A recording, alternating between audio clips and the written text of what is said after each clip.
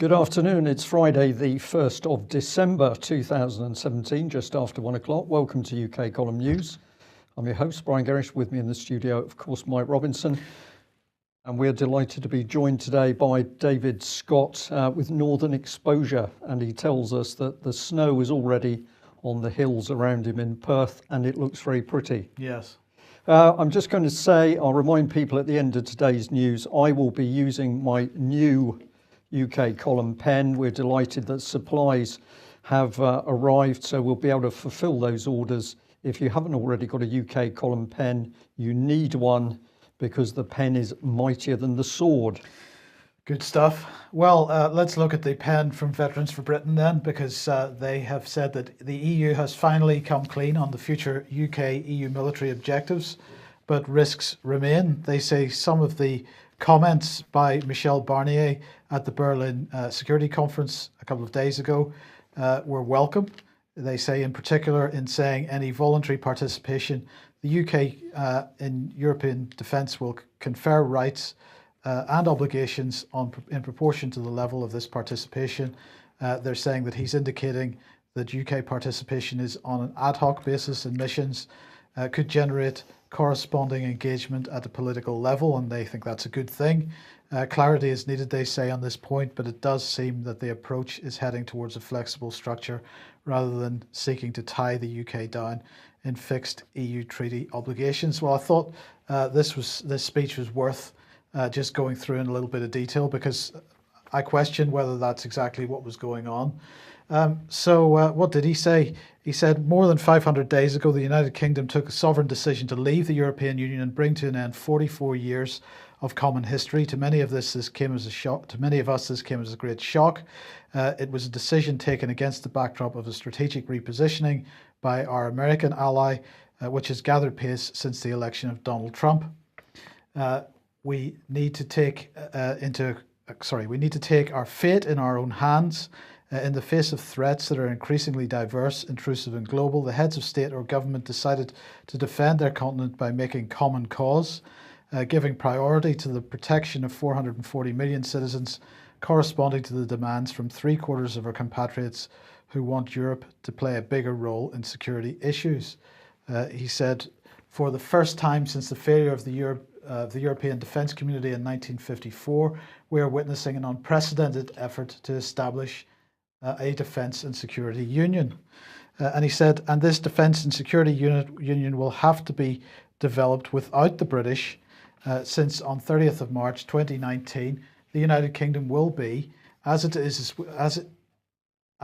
its wish, become a third country when it comes to defence and security issues. We must draw the appropriate legal and operational conclusions from this. And the first one, he said, was that the UK Defence Minister will no longer take part in meetings of EU Defence Ministers. There will be no UK ambassador sitting on the Political and Security Committee. The UK can no longer be a framework nation. It will not be able to take command of EU-led operations or lead EU battle groups. The UK will no longer be a member of the European Defence Agency or Europol. The UK will not be able to benefit from European Defence Fund the same way as member states. The UK will no longer be involved in decision making nor in planning our defence and security instruments.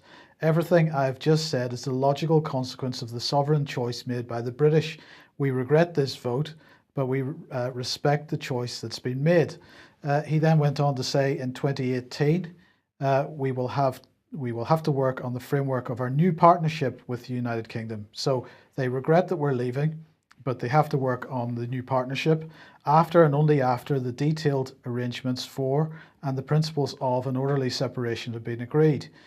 For the future, I would like to stress 2 points. First, as Prime Minister Theresa May has said, the United Kingdom is leaving the Union but not leaving Europe. Second, despite the UK's withdrawal, we shall maintain our strategic capability. There will be no security vacuum in Europe. There are 3 reasons for this. London's withdrawal will not affect bilateral cooperation between certain member states and the United Kingdom, particularly at operational level. The UK will, for example, continue to play a part in NATO's enhanced forward presence in Estonia and Poland. No mention of the French defence agreements and so on. London's withdrawal will not affect the strategic partnership between the European Union and NATO. After all, Theresa May has assured the member states several times that the UK's commitment unconditionally to maintaining European security. I welcome this commitment and thank Theresa May for making it. History teaches us that there must be no horse trading over the security of Europeans. This is an absolute necessity. So no horse trading. In other words, in Brexit negotiations, defence is off the table. Brian, there will be no horse trading with regard to defence as part of the Brexit negotiations. I just remember Michel Barnier is the chief negotiator for Brexit from the European side. This is why what he's saying here is important. He went on to say that negotiations on the UK's withdrawal are complex task that we will carry out with reason and determination, without aggression or naivety. There's no place for Schadenfreude in Brexit. There is neither revenge nor punishment in our mission. My mandate comes under a framework laid down by the heads of state or government and by resolutions of the European Parliament, all of whom wish for an orderly withdrawal of the United Kingdom. We are awaiting sufficient progress from London on the following 3 points: the rights of EU citizens, issues relating to borders between Ireland and Northern Ireland, fulfilment of financial obligations, the so-called divorce bill. And he went on to say we are not there yet and there's more work to be done. And of course, the next meeting on that is the 11th of December, whenever the next European Council meeting takes place. And that is when the signatures that were put on the PESCO agreement are formalised and ratified. He went on to say we're linked by shared values and common destiny, and we remain so for the long term. I think that's not necessarily correct, Brian, because Britain, a common law country, the rest of the European continent, absolutely not common law countries. So I'm not certain that we do have shared values in that sense. I know they want to impose their values over here in Britain, and that's with the full support of the British government. He went on to say that in the past, it's true to say the United Kingdom has not been the spearhead of European defence. That's no secret to anyone. The British contributed to the EU-led military operations the British contribution to the EU-led military operations is limited, barely 5% of the personnel deployed. The British have never wanted to turn the Union into a military power, that's the European Union. The British have always resisted setting up a European headquarters, although such a headquarters would never compete with NATO. That's a matter of dispute as well, because I think we have at least one European headquarters in the UK. One in UK, 3 total at the moment. But our future partnership must be conceived to fit the geopolitical situation of tomorrow, not the policy and differences of the past. So he went on to say, in a position paper published early September, the United Kingdom made a rare statement in support of European defence policy. In this context, the UK seems willing to engage in the long term towards European cooperation. And so he went on talking about what he described as the 3 Bs, a partnership that is broad. Cooperation must cover both conventional and asymmetric threats such as cyber attacks, a partnership that is beneficial, and so on. Just quite a lot of political speak here. But what he went on to say was that our future partnership must lead to some very concrete outcomes. For example, it must enable, this is really important, it must enable the voluntary participation of the United Kingdom in missions and operations. So it's not voluntary then, if it must enable those participations. It must enable the participation of the United Kingdom in joint armaments programs and capability projects within the framework of the European Defence Agency. Well, how can that happen if Britain isn't part of the European Defence Agency, which he appears to have said earlier on in the speech? And he said it must enable exchanges between our intelligence services. Well, how can that happen if Britain is not part of Europol, which he said earlier on in the speech that Britain would not be part of Europol. So there's inconsistencies right across this speech. And that's because they're lying, Mike. No. Well, I think it's more than that. He ended up by saying 2018 will mark the 20th anniversary of the San Malo summit, which was a founding summit for European defence. So again, he's not telling the truth, is he? Because the San Malo summit, as we pointed out on our timeline, was an agreement between Tony Blair and Chirac, the French president. So how can there be a suggestion that Britain has always been against European defence cooperation. When he cites this event, just to read what it says on the timeline, British Prime Minister Tony Blair and French President Jacques Chirac signed the Saint-Malo Declaration to make the French-British axis the motor of EU's common security and defence policy. So it's impossible to say that Britain has never been behind EU military unification. It has been there from the very beginning. From the very beginning, but of course hidden from the British public, because all of these meetings at the time invariably, and the ancillary talks all took place in secret, and that's a subject we're going to come on to a little bit later. Right, so what was this speech about? This was Barnier in full negotiation mode. He was laying out the potential consequences. So to suggest that Britain is not going to be part of the European Defence Agency, is not going to be part of Europol, is not going to have access to the European Defence Fund. This is all nonsense. He was putting out his, laying out on the table his cards effectively, excuse the pun. But how has the British media covered this? Well, let's have a look. Barnier's speech, Brexit, Britain to be kicked out of Europol, no mention of defence whatsoever. The speech was 99% about defence, no mention of defence in The Independent, no mention of defence in The Week, UK to be kicked out of Europol after Brexit, all focus on Europol, nothing on defence. But right along, Britain has said, this is going back a few months, UK plans treaty to remain inside Europol after Brexit. Even Europol says that Britain is going to be within Europol after Brexit. So the press and media absolutely refusing, once again, to engage on this issue of defence.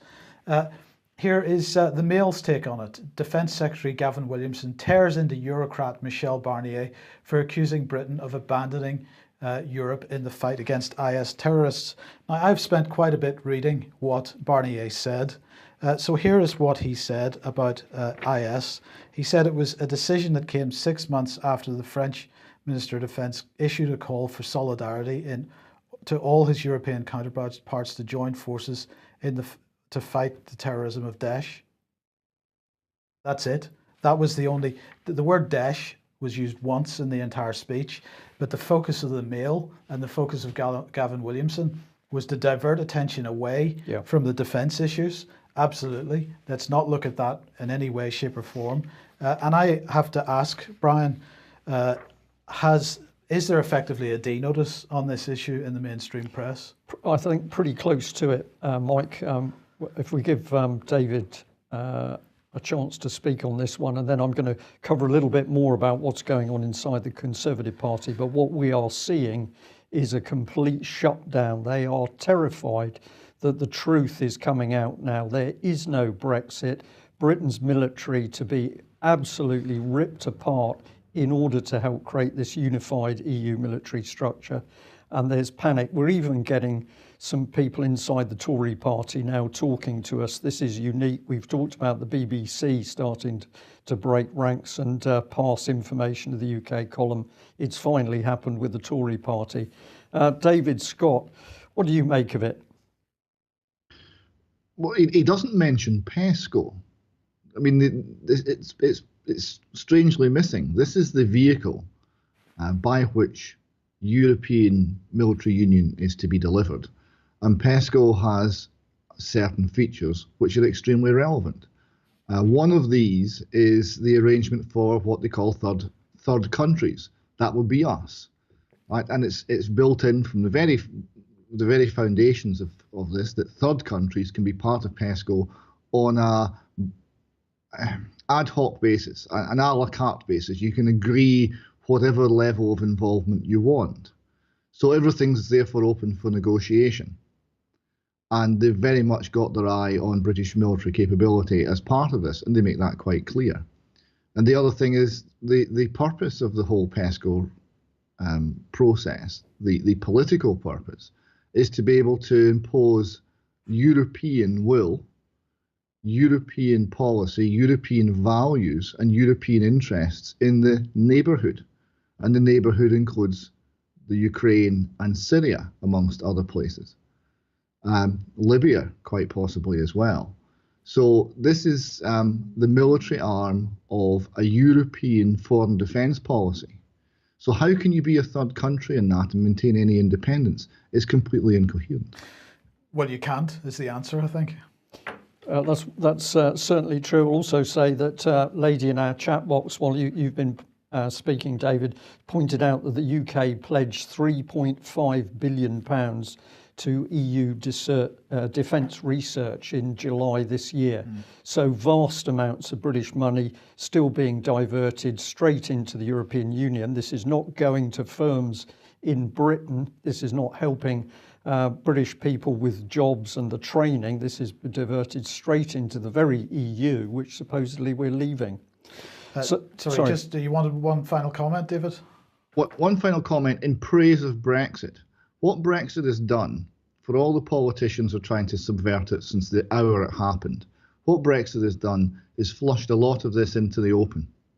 Because all of this military union policy, there was a huge acceleration and there's a huge amount of writing being done in Europe, all from the day now Brexit happened.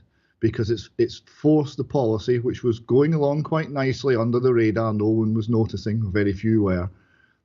It's forced it to be much more upfront, so we're starting to see it. So Brexit has many advantages, despite the politicians. Yep. Okay, well, let's go back to April 2016. This was one of the warnings that UK Column put out, because UK Column has led the exposure of this betrayal of Britain's military. We had here, Britain is just 24 hours away from an EU military dictatorship. And we were pointing out the fact that EU troops, principally French troops, already embedded in UK, exercising with the British Army and working out of an EU military base at RAF St Morgan. Now, we know, of course, that the unified EU military command and control structure, fully set up, it's in UK, it's in Europe, and this can be activated in 24 hours. Brexit is irrelevant to this. Now, we had a bit of criticism, and this was passed through in a tweet. Somebody said it was utter nonsense. RAF St Morgan is the HQ of the RAF Robson Academy of Resilience. Do you like that? I'll explain what that means in a minute. With the main output on site being survival training for all the UK armed forces. The station commander is an RAF officer. They do not host multinational NATO exercises, but they are only visitors. This is completely untrue, and the language there helps me understand this tweet, because resilience is all part of government newspeak whenever we're seeing something happening with the change agenda. Resilience is survival training. And yes, survival training does take place at RAF St Morgan, but we know, of course, that this was used to help the integration process of the French and the British Army working together. So we'll just put that up. Our warning stands. This is some of the stuff you were intimating about. Top chiefs, defence chiefs summoned to MOD for a dressing down over leaks about military cuts fueling Tory rebellion. Well, we mentioned these two MPs, Gary Streeter MP, Johnny Mercer, Conservative MPs in the Plymouth area, and of course Devonport Naval Base, the big prize in their area. And we said we think we know why they're not speaking out about what's happening with defence cuts in the EU, because they're frightened. And we were spot on, because Johnny Mercer has kindly tweeted out that a day ago he and Gary Streeter were summoned to the office of the Defence Secretary and former Chief Whip for a discussion on defence. Where he waved a spider at them? Well, he waved his spider at them. And so what does Mercer say? Very important meeting with the Defence Secretary and Gary Streeter this evening about the security review. Tough times ahead. Now, what they mean by tough times ahead is the fact there's going to be massive cuts. So what was actually said? Well, in principle, the public is never going to know what was said in this meeting, because the Tory party specialises in secret closed-door meetings. So we thought it would be interesting if we say what we think. There's the closed-door meeting. Does this look like a very serious meeting to you, Mike, where we've got a local MP saying we have got military people desperately concerned about the cuts, we've got the naval base worried about the cuts, we've got their families? Or does this look like a schoolboy and a headmaster? Yeah. So what did they say? Well, this is my guess. It's just my personal opinion. We can't know because it's secret. We think that Williamson would have said, I've sent for you two because there's trouble on your patch. You've got key constituencies with the Devonport Naval Base plus all the Royal Navy and Royal Marines families. And the problem is that too much accurate information on Brexit, EU military unification and the UK defence cuts and the collapse of the military is coming out. To be blunt, it's starting to damage central policy. It's hurting us, and that's not acceptable. Of course, it's hurting Tory central office. Sorry, of course, if it's hurting Tory central office, it's going to hurt you too. Traditional Conservative voters are getting agitated, so are some of your backbench colleagues. What's worse is that horrible little news outfit which is pushing all this stuff out. What's it called? UK Column is also on your patch. Now, what I'd like is for you to help us, and then we can help you. No need for nastiness. A sharpened carrot will do. Now we'll destroy the military, you placate the voters. Now, that's my guess as to what was said. I think some of that might be correct. But of course, this is matters to do with immense importance, the military held in secret. And this man is the former whip. So presumably he knows all the dirty little secrets. The question in my mind, Brian, is whether the spider was in any way attracted to Johnny Mercer's new moustache. Okay, let's not go there. Before we hand over to David Scott for matters north of the border, let's just have a look at how the Conservative Party works. This actually works for any party, but we're focused on the Tories in government. You need a leader, controllable, the so-called acceptable public face. You've got to have big funders because who controls the Prime Minister? The people who fund the Tory party. So if you're a researcher, this is where you need to look. You need to watch the powerful Conservative lobbyists. We've got the banking industry, the defence industry, pharmaceuticals, construction, Google, Facebook, all in bed with the government. Conservative Friends of Israel, massive power. BICOM, another Israeli outfit supporting the government. Then we have the chosen people, the cabinet. This is the inner party people. They're trusted, they're selected. This is the elite. We've got the central office, the so-called HQ, running things. We've got the PR team putting the spin on what they're doing, not the truth. We've got applied behavioural psychology now, immensely dangerous. This is being focused on the public, but of course it's also being used inside the party on activists and MPs themselves. We've got the Conservative associations. They're running the grassroots soldiers. These are people in love with the leader, and they're going to get out there doing the job. They're going to do whatever they're told because they believe in the party. And let's remember that policy is not coming from the civil service. The policy is coming in from those change agents, the Fabians, Common Purpose, Demos, Young Foundation. Very easy to research and see the power of these organisations. And then we've got the backbench MPs. And these really are the useful idiots. They're going to do as they're told. They're not part of the inner circle. And the whips are there to do what? Well, we know that the whips are there to collect the dirty little secrets to ensure that MPs do as they're told. How do we know that? We've got a senior Conservative MP, a chief whip from the Ted Heath era saying on camera, men came to us with problems and we fixed it so that they would do as they were told. And bottom of the pile, of course, is the Conservative voters, and they are the ones being deceived on a daily basis. If you don't believe what we're saying about the whips, have a look at this video of a speech by Anne Milton where she gives a lecture on the work of the whips. And really, she tells us exactly that the whips are there to bully MPs to keep them in post. This is one quote. Former Chief Whip Tim Renton, in his book, said, a good whip is not just a sergeant major. He or she is also a counsellor and a nanny. The whips listen everywhere, in the tea room, in the library, and watch who is talking to whom. and they also keep watch on who the journalists are talking to. So this is collecting the dirt, and this man has told us what it's used for.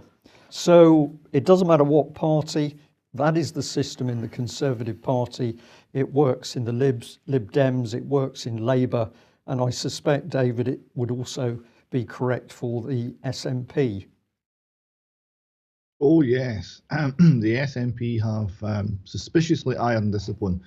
We hear there's a lot of unhappiness in the ranks over many things. We'll come on to a few of them, but no one willing to stand up and be counted. And that's fear, presumably? That would appear to be fear. It's got all of the signs of fear. There's also a bit of cult of the leader about the party at the lower levels, but at the upper levels, well, I don't know. You would speculate that that there must be something keeping them in line, because there's so many problems and nobody is speaking out at the higher levels of that party. Yeah. Yes. Okay, we're going to change subject completely now and move on to Grenfell Tower. The Grenfell Tower survivors are considering, they've issued a joint statement. I believe it's about 50 families, and also a large number of other people affected by this have issued a joint statement saying that they are keen to boycott the inquiry unless certain things are done. They don't want Sir Martin Moore-Bick to be leading the inquiry alone. They want a proper panel of local people involved in the inquiry, because these are people that are actually qualified to take the evidence and understand the evidence, because they have been on the receiving end of the tenant management organisation for quite a long time. Now, in order to try to drive this, they've raised a petition on the government petitions website. The URL's at the top there, calling the Prime Minister to take action to build public trust in the Grenfell Tower inquiry. They say bereaved families and survivors call on PM to exercise their powers under the Inquiries Act 2005 to appoint additional panel members with decision-making power to sit alongside the chair in the Grenfell Tower inquiry, to ensure those affected have confidence in and are willing to fully participate in the inquiry, to secure trust in an establishment we feel has been distant and unresponsive, and to avoid a collapse in confidence in the inquiry's ability to discover the truth. It's fundamental that the inquiry is not led by a judge alone. Panel members must be appointed with relevant background, expertise and experience, and real understanding of the issues facing those affected.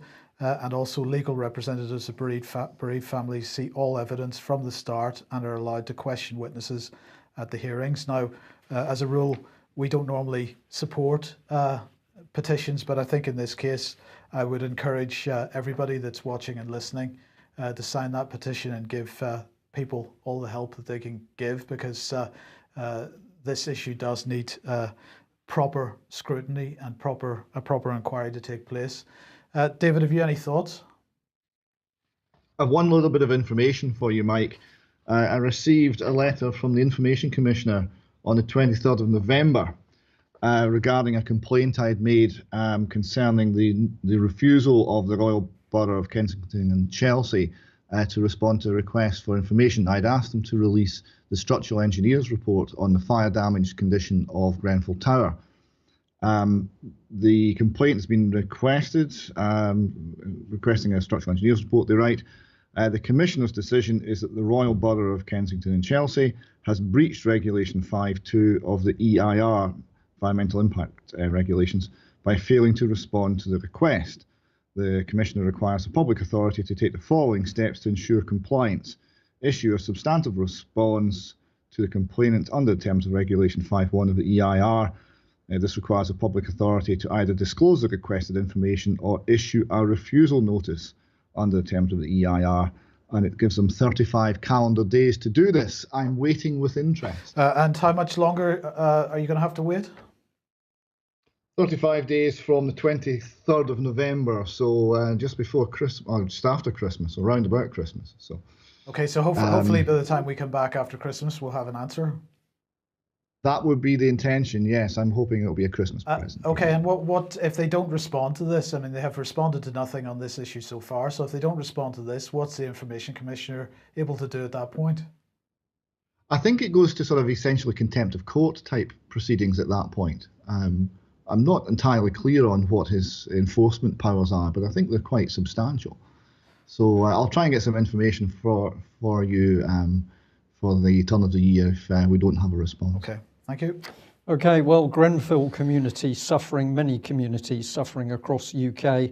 I'm going to put up a reminder that Melanie Shaw in prison for blowing the whistle on child abuse. Melanie desperately needs communication from the public.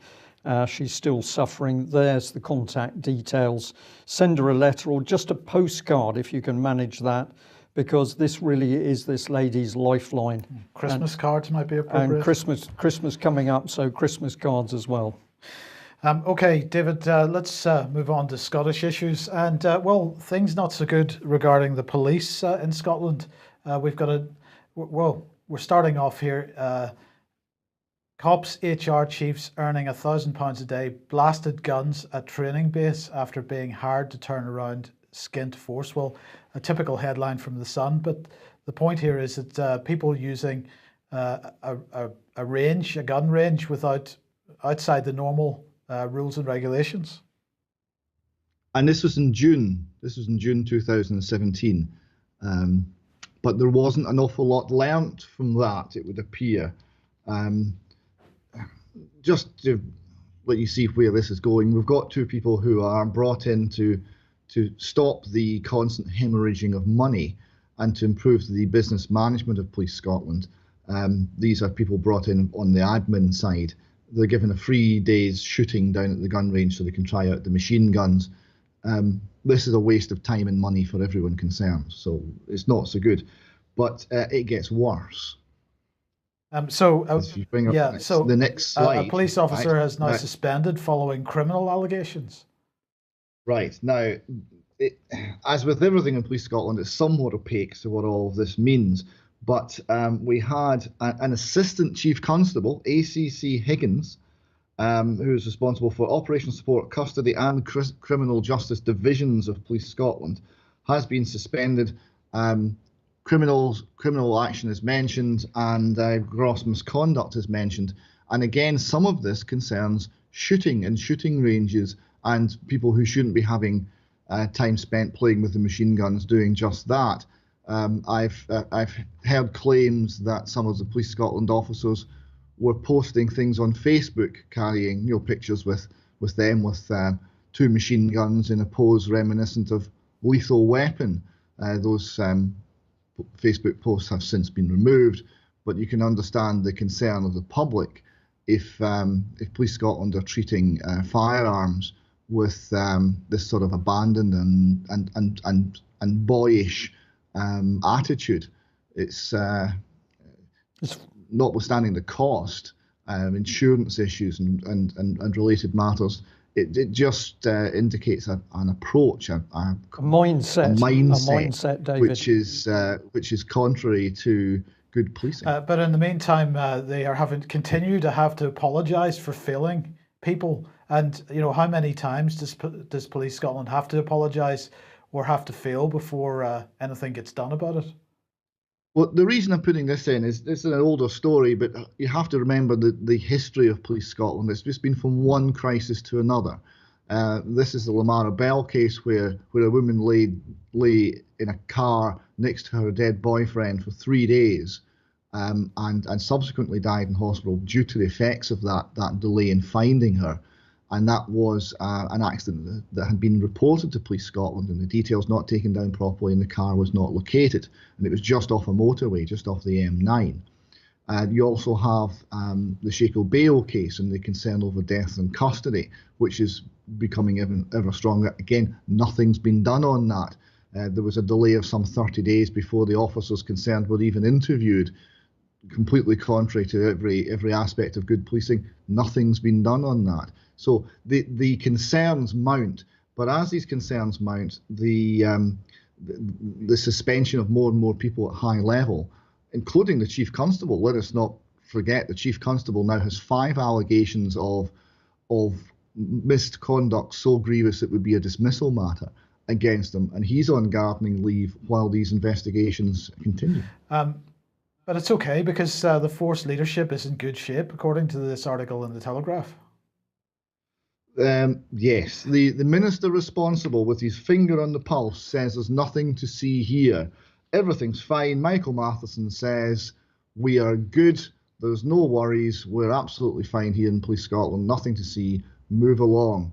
It is ever more like a Leslie Nielsen film. Well, we'll come on to that in a second, but just remind us about this. So this is an exclusive on the Russell Finlay blog. PC smeared and called the Crime Stoppers. The vindicated officer said, "I was devastated when they forced me out and astonished when they asked me back. I still don't know the truth." The signs are that this is a pretty chaotic regime. Yeah, this seemed to be an example of backstabbing. The Crime Stoppers report was made. This PC was accused of grievous wrongdoing with gangsters, being in the pocket of gangsters, and it was a complete fabrication, a complete invention. They were forced out of the force, apologised, brought back in, all back pay was provided, but the trust had gone and the person could no longer function as a police officer, subsequently had to resign. A very strange little story, but it seems to be the working out of grievances and grudges within Police Scotland. So to summarise this all, we've got a tweet here from Brian Spanner, who thinks that Police Squad is the best way to sum up Police Scotland. Good morning from Police Scotland HQ. I could not have put it better. Yeah. Okay. Well, let's move on to named person scheme, and you wanted to highlight the NP Fringe. They seem to have put up a lot of documentation here. Yes, there's 93 bits of evidence here. If we have time, I'll read out one of these cards. Go ahead. It says, our children, then 5, 7 and 8, were assaulted, bruised and abused and intimidated by school staff. Afterwards, the named person, head teacher or deputy head, we were never informed who, invented well-being and parenting concerns. I've never met the head teachers. These concerns were requested by the named person as a child assessment report and shared with the children's reporter without her knowledge or consent. During the investigation, school staff shared incorrect information and opinion and purposefully lied to the police several times. They finish up here and say, we underwent intrusive investigation into our parenting skills, education provision, daily routines, whilst not knowing exactly the nature of the concerns at the time. Social work found no concerns whatsoever, the complete opposite. That is because the concerns were never true, only invented to protect school staff. All involve abused the named person scheme for their own needs. So that's the nature of the abuse, the organisational, institutional abuse that named person opens up families to. This is just one of many concerns about the scheme. Now, this information was passed to the committee in the Scottish Parliament who was looking at the issue. Hopefully they read this and they were influenced by it, but for whatever reason, the committee has decided they cannot back the scheme in its current form with the current level of information provided by the government. So what they've said is excuse me, Mr. Dornan, who is the convener of the committee looking at this, he said a number of organisations have highlighted how crucial the operation of the code, this is the code of practice, is to the implementation of the bill. One of the issues here is the bill is so wide that it means everything and nothing. So the code of practice, which tells the professionals what they're expected to do, is hugely influential, and it means that there's not necessarily any parliamentary scrutiny to that level of detail or to subsequent changes it might undergo. He continues, indeed, some organisations have suggested that their support for the bill is contingent upon the contents of the code. Based on the evidence heard to date, the majority of the committee do not consider that they are able to make a decision on whether to recommend that the general principles of the bill approved at stage 1 until the Scottish Government has provided the committee with an authoritative draft of the code. So they're saying that they are not going to back the current version of the named person scheme without seeing all of the detail. They're not going to write the government a blank cheque. And for an SNP-dominated committee, that is really quite remarkable.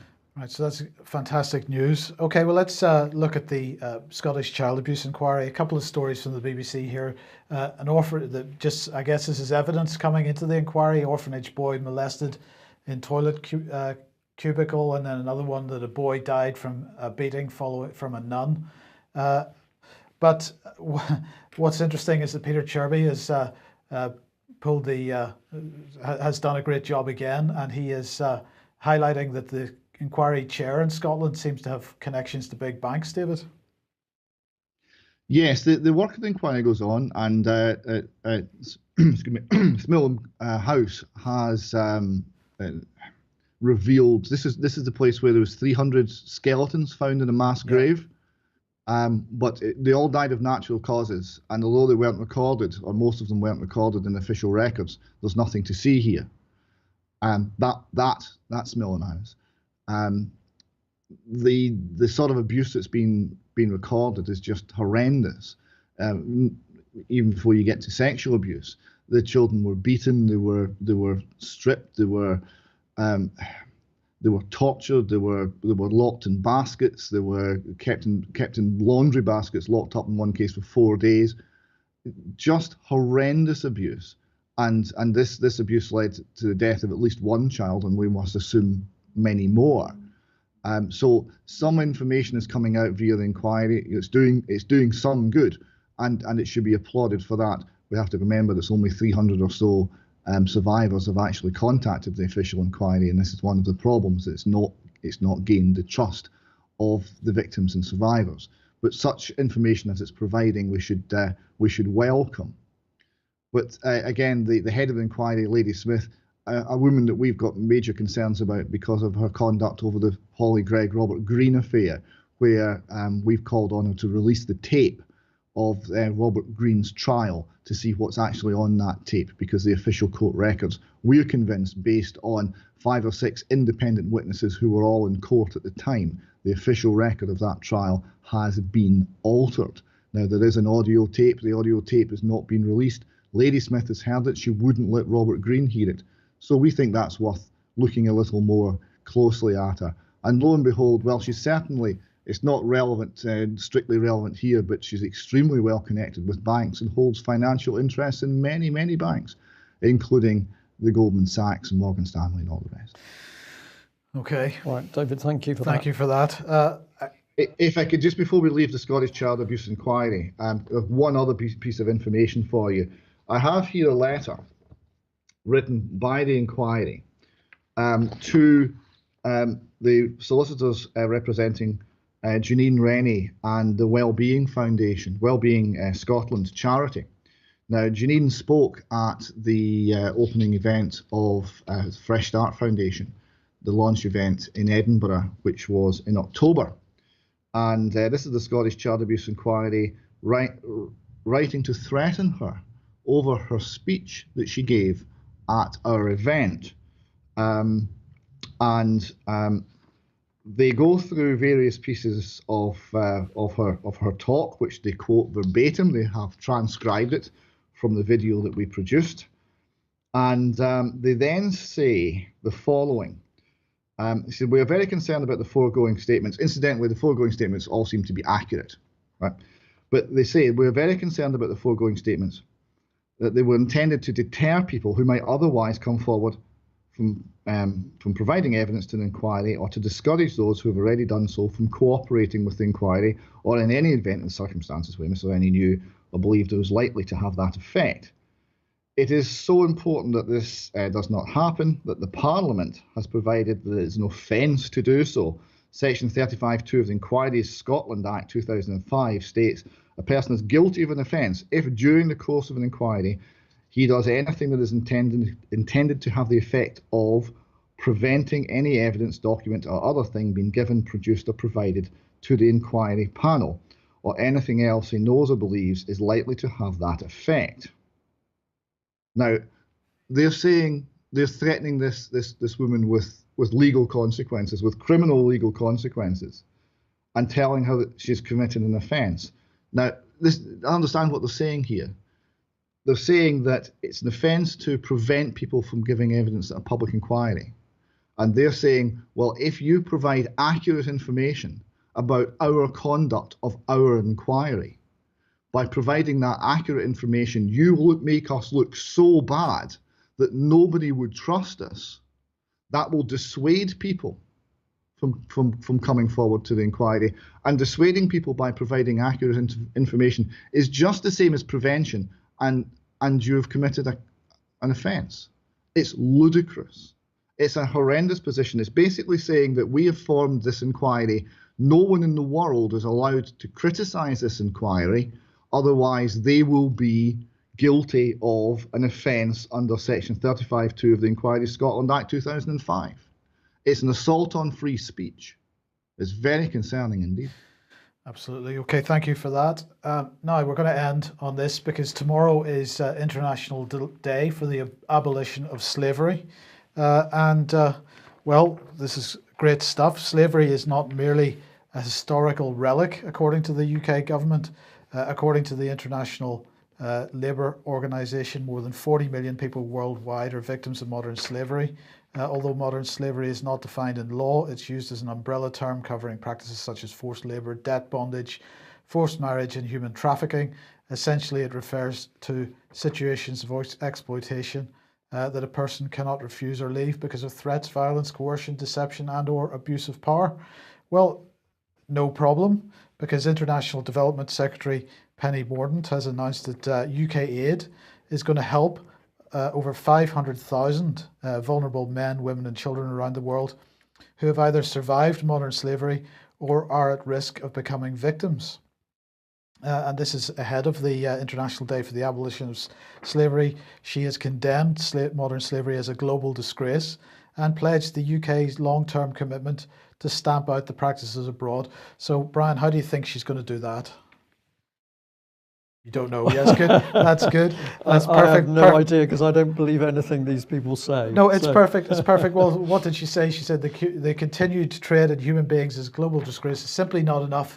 Simply not enough is being done to tackle it. And I would say that's absolutely right, because what she has done is to pledge £40 million of aid in order to sort this problem out. So just as a reminder, to put this in perspective, £40 million on top of the 35 million. I presume it's on top. I don't know that for sure. It's a bit vague. So let's say it, to give them the benefit of the doubt, and say it's on top of the 35 million pounds already pledged by her predecessor. That brings 75 million pounds of government funding towards the prevention of human slavery. And if we look at the profits, the generally acknowledged figure for the annual profit from human trafficking and modern slavery is 120 billion pounds.